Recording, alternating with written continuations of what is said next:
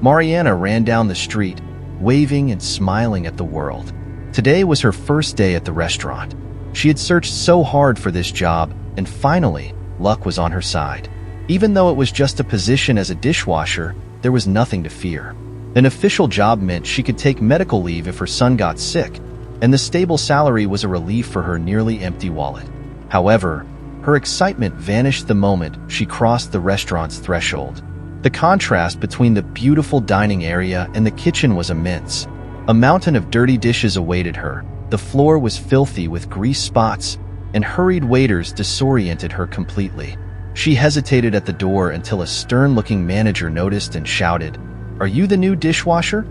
Mariana nodded, and the man said sternly, "Why are you so late?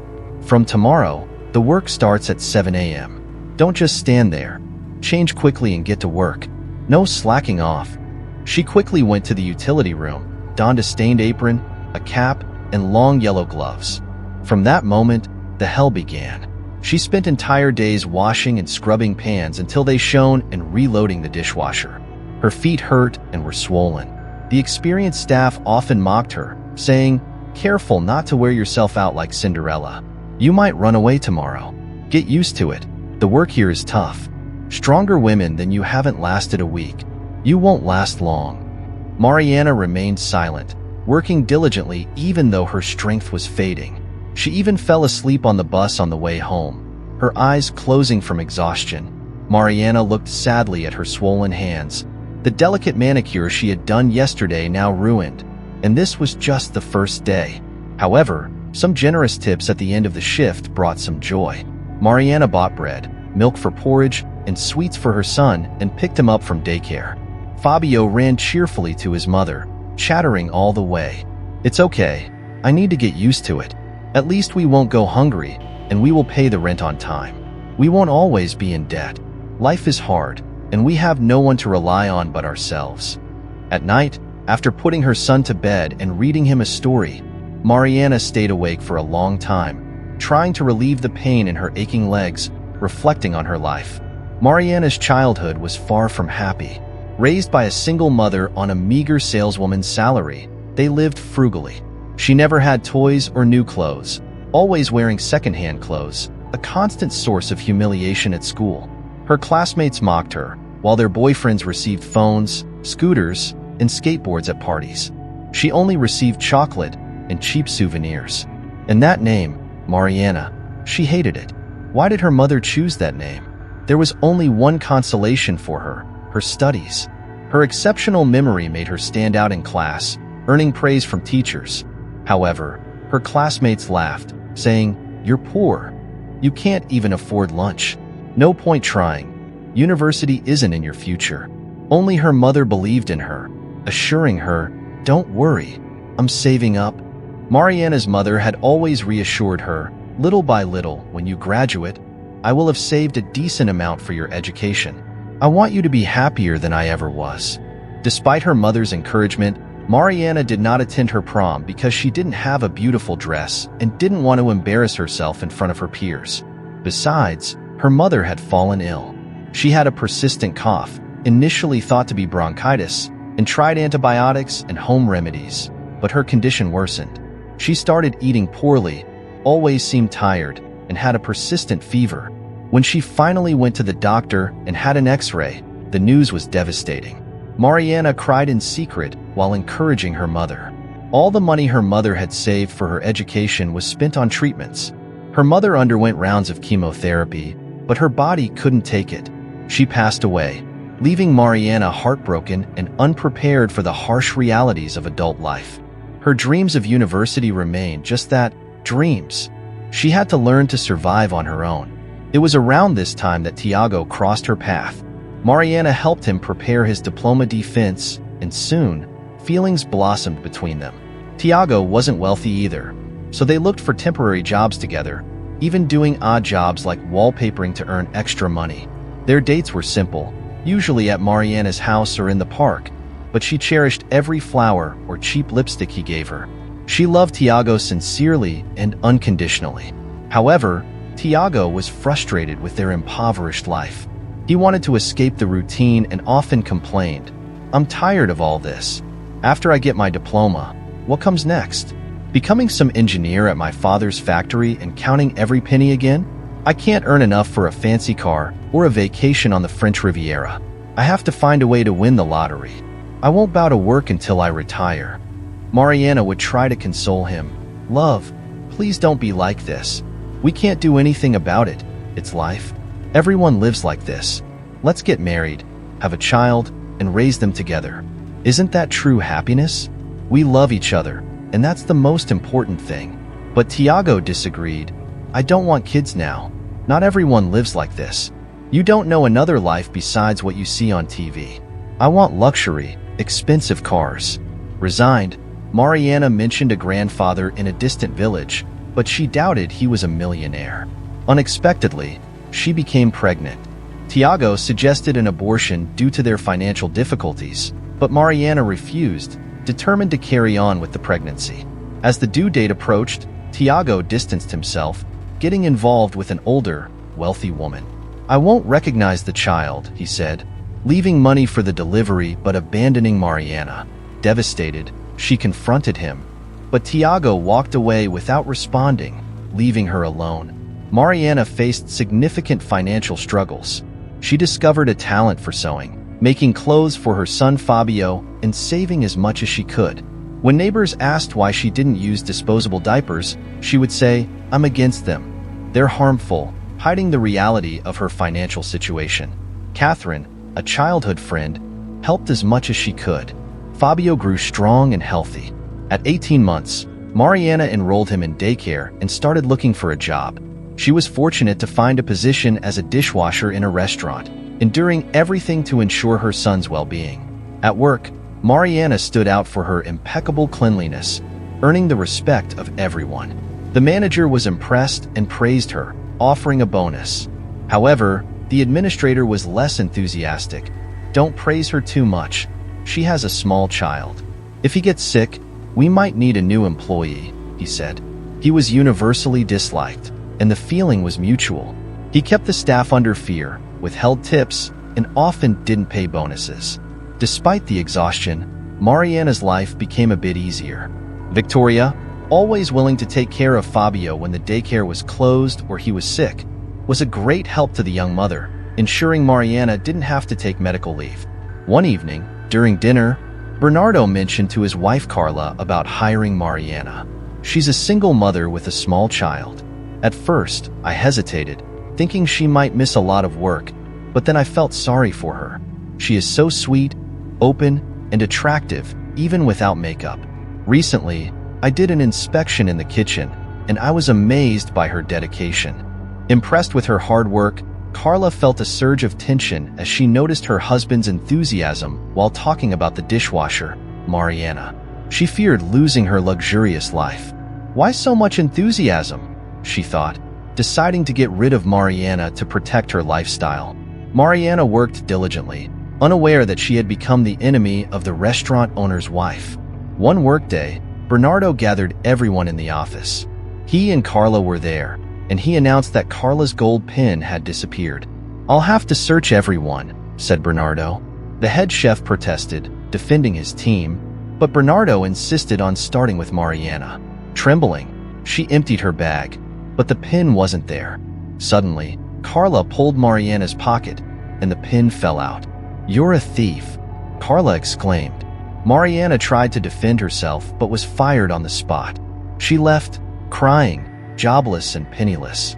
Carla further defamed Mariana, and the next day, Fabio woke to find his mother crying in bed. "I'll protect you," he said. Mariana smiled through her tears and assured him they would be fine. Then, the doorbell rang. Mariana opened the door to find a distinguished man with glasses and a briefcase. "Are you Mariana?" he asked. She nodded, surprised, as Fabio hid behind her legs. The man entered the hallway, opened his briefcase, and said, "My name is Renato. I'm the notary. Your grandfather Carlos left a will before he passed, stating that his house would be transferred to you. Here are all the property documents. Congratulations, you are now the legitimate owner." Mariana was stunned. "My grandfather passed away long ago. I didn't even know." My mother never communicated with him, and I don't know why. I never saw him. Do you know where he is buried? She asked. Renato replied, Your grandfather passed away about 6 months ago. We have been searching for you for a long time. He gave us a completely different address. He is buried in the town cemetery. I must go now. I have a lot of work. Holding the documents, Mariana reflected on her own negligence. She was an adult and could have tried to learn more about her grandfather. Determined, she planned to visit the house and his grave. She looked up the route on the internet, a 40-minute drive. She left Fabio with the neighbor, Victoria, and set off, taking coffee, sandwiches, a flashlight, and even a pocket knife. Arriving at the house, Mariana found it in good condition, though the garden was neglected and the windows covered. She noticed a well-trodden path and a modern padlock on the gate. Who might be living here now? She wondered. Entering the house, she felt a chill. Everything indicated that someone had been there recently. Following footprints leading to the basement, she heard muffled groans. Overcoming her fear, she descended the stairs and found a man tied up and injured. Oh my God, who did this to you? Hold on, I have a knife, and I'll try to free you, she said, cutting the ropes. The man, exhausted, could barely climb the stairs, but with Mariana's help, they made it to the main floor. The man, sipping water and eating a sandwich, told his story. My name is Vinicius. I was ready to die, reciting prayers and asking for a quick death. I knew no one would look for me here. The house seemed abandoned. Fortunately, you heard me. Thank you. You are my guardian angel. Mariana introduced herself. The medics provided first aid and took Vinicius to the hospital. Mariana went to the police station to recount everything and planned to visit the hospital the next day. The following day, she made soup, bought groceries, and visited Vinicius. She was deeply concerned about him. Entering his hospital room, she saw Vinicius smiling, looking much better. I've been worried since yesterday, said Mariana. He grew up in an orphanage with his best friend Gregorio, who later tried to kill him out of jealousy. Mariana shared her difficult life story, the betrayal by her fiancé, and the recent loss of her job. I can bring you a sewing machine and materials to the village. If it works, you can make jackets and children's clothes. Thank you, Vinicius. This is a way out. I know how to sew. My son is calm. He will be fine. We can fix up my grandfather's house together. We can go there every day. Besides, I can rent out the apartment, so I have some additional income. An extra income could indeed make a huge difference, Mariana mused. Take care, Vinicius. I'll start moving in slowly with my son. Can I come by tomorrow? Vinicius gently took her hand and said softly, You know, Mariana, you are incredible. You don't give up, you love your son, and you fight for him. You saved me, and I sincerely want to thank you and help you settle into this new chapter of your life. Believe me, the worst is behind you. Everything will turn out fine. Come by tomorrow with your little one. I'd love to meet him. Thanks to the unexpected inheritance and her encounter with Vinicius, Mariana's life began to change gradually for the better. She tidied up the house and moved in with her son. The living conditions were ideal. Plenty of firewood, a well with fresh water, a sturdy stove, and old but comfortable furniture. Fabio adored the village, running around the yard and picking raspberries and sweet apples. Mariana quickly connected with the neighbors, who were delighted that the house was no longer empty. Thais, a neighbor, shared many fascinating stories about Mariana's grandfather and her family. Carlos, her grandfather, was well known throughout the village. He worked in the fields until he was 70. His wife, Magda, had died early, and he raised their daughter Maria alone. He hoped Maria would stay in the village, get married, and have children. But Maria wanted to move to the city after school. Carlos never forgave Maria for coming back pregnant and without a husband. He died alone. Mariana visited her grandfather's grave, tidied it up, and planted flowers. She wept, asking for forgiveness for not visiting and for not being at his funeral. Thais consoled her, saying Carlos was probably happy she was living in his house with his great-grandson. Mariana settled in slowly. She and Fabio adopted a dog, which brought much joy. Vinicius recovered and began visiting them frequently. He set up a workspace for Mariana, brought a sewing machine and materials. She was nervous about her first order, but things went well, and she soon received her first payment. Ties, watching Mariana and Vinicius, commented, "You've repeated your mother's fate. It must be hard raising a child alone. But look, there's a suitor visiting you regularly. He's prominent and decent. Perhaps you two would get along well." Mariana laughed. "Oh, Ties, he's just a friend. I saved him, and now he's helping me. That's all. I'm not what he needs, not with someone else's child." But the woman shook her head. "I've lived a long time, and I'm sure he wouldn't bother if he didn't care for you. He's in love, I'm certain. Real men don't mind other men's children. Only fools do. Give this suitor a chance." Mariana pondered Ty's words and began seeing Vinicius in a new light. He often visited, played cheerfully with Fabio, brought toys and treats, and looked at her with intense, slightly sad eyes. Vinicius, too, liked Mariana but was convinced she wasn't what he needed, as she had a child from another man. After all, Tiago had fled from his own child. How could he raise someone else's? One evening, Vinicius arrived very late. Fabio was already asleep, and Mariana was finishing sewing a set of bed linens and getting ready for bed. Surprised by his visit, she invited him in and started preparing something in the kitchen. "You're so late today, and look very upset. What happened? Are you hungry? I have chicken soup." Vinicius silently placed a bottle of brandy, lemons, sausages, cheese, and fruit on the table. "Will you drink with me, please? I need this now. It's been a tough day.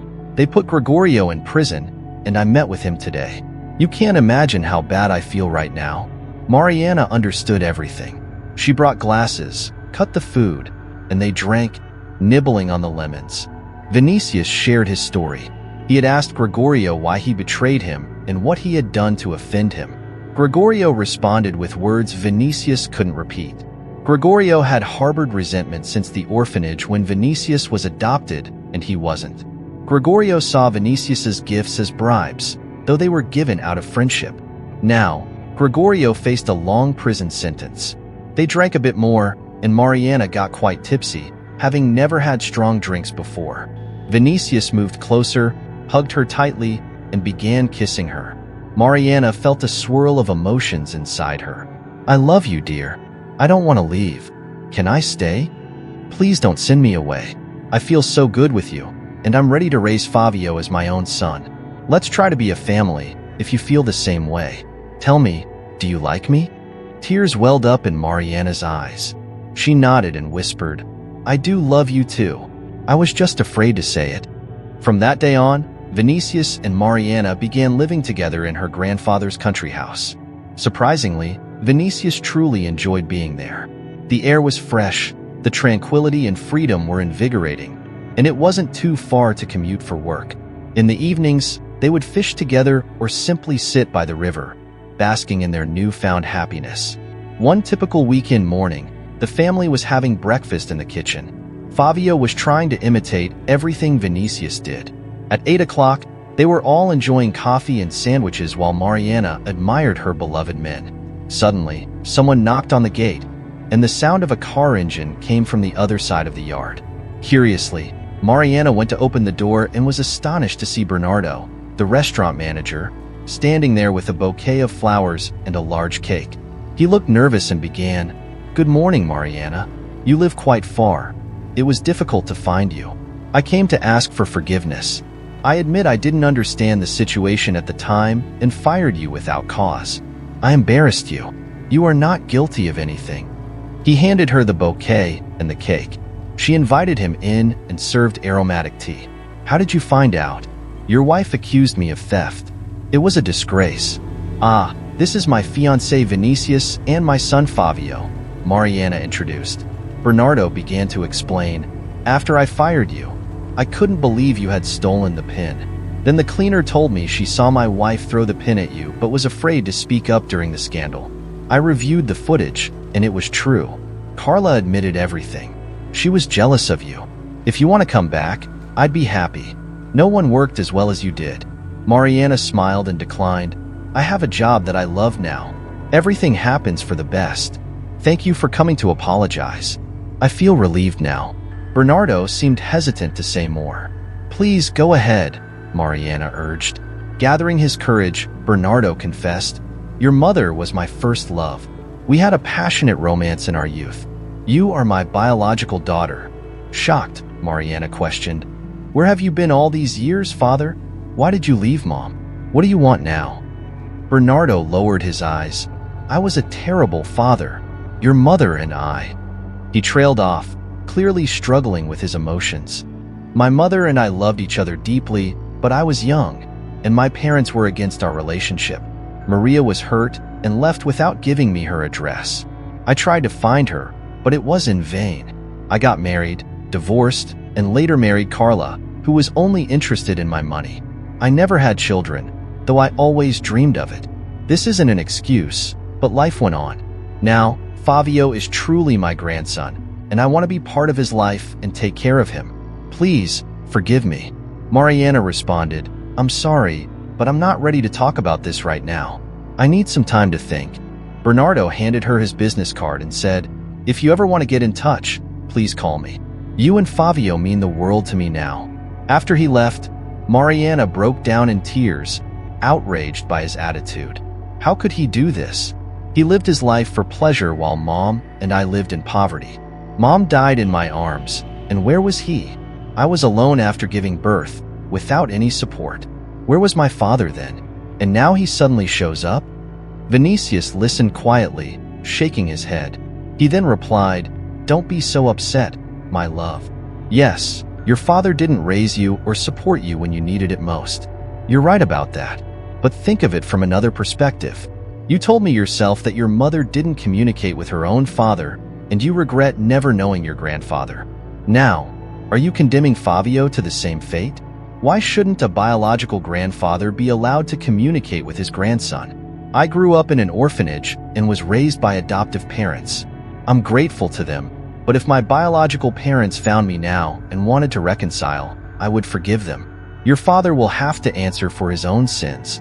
We don't need to judge him. Try to find the strength to forgive the hurts of your childhood. It will make you feel better. Give your father a second chance. Everyone deserves one. Bernardo seemed sincere and decent to me, but of course, the decision is yours. For a week, Mariana wrestled with her thoughts. She remembered her childhood, her beloved mother, and the regretful words of her father echoed in her mind. Finally, she gathered the courage to call him. Hi, Dad. I've been thinking, who benefits if we don't communicate? Come visit us. Fabio and I are eager to see you. Bernardo's voice trembled. Thank you, dear. I'm on my way. Mariana was nervous. She and Vinicius prepared a delicious dinner and told Fabio, Your grandfather is coming soon. He's been looking for us for a long time and wants to be your friend. Fabio was excited and waited at the gate. When Bernardo arrived, he smiled immediately upon seeing his grandson and handed him a remote-controlled car. Hello, Fabio. I'm your grandfather. I came to visit you. This is a gift from me. Let's be friends. They hugged, and Bernardo kissed his grandson's cheek. Mariana approached, smiling and hugging her father. Hello, Dad.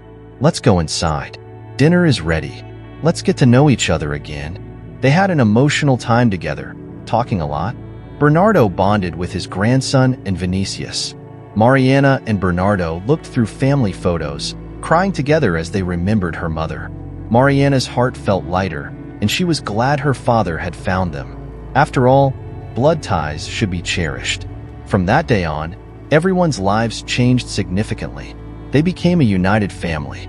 Bernardo offered Mariana a job as a restaurant manager, but she declined, wanting to dedicate all her time to Fabio and Vinicius. The grandfather showered his grandson with love, buying many new things, setting up a slide in his room, and taking him to the pool, a place Fabio adored. Vinicius moved in permanently with Mariana. He renovated the house, and soon they got married. Mariana finally found her happiness in her grandfather's house, which now exuded a special aura of calm and comfort. Vinicius adopted Fabio and sincerely considered him his own son. The little boy started calling Vinicius Dad. One day, the head of the family took everyone to the city clinic for Fabio's vaccination. The boy was nervous and scared. Mariana tried to calm him, but when it was their turn, Fabio held Vinicius's hand and said, "I'll go with Dad. I'm not afraid when I'm with him." They entered the doctor's office together, and a few minutes later, Vinicius came out holding the child, who wasn't crying. "Look, my dear, what a hero our son is. He's the best, so brave," Vinicius said. Mariana kissed Fabio, and then Vinicius. Meanwhile, one of the electricians working on the internet cables watched the scene, his eyes fixed on Mariana and examining Vinicius and the boy. It was Tiago. After work, he went home, where his mother was washing dishes and his father was watching football. Tiago indignantly exclaimed, "Do you know who I saw today? Mariana. Everything is perfect for her. A rich husband and my son calling another man dad." Regretful for having left Mariana for money, Tiago was now alone, regretting his betrayal. His father responded firmly, "You didn't love Mariana, son. I would never have left your mother for anything. Money was always on your mind. Don't blame us for your mistakes." Tiago retreated to his room, remorseful for betraying Mariana. Meanwhile, Mariana watched Vinicius lovingly take care of Fabio and realized how lucky she was. He was everything to her: support, strength, her strong shoulder, and the best husband in the world.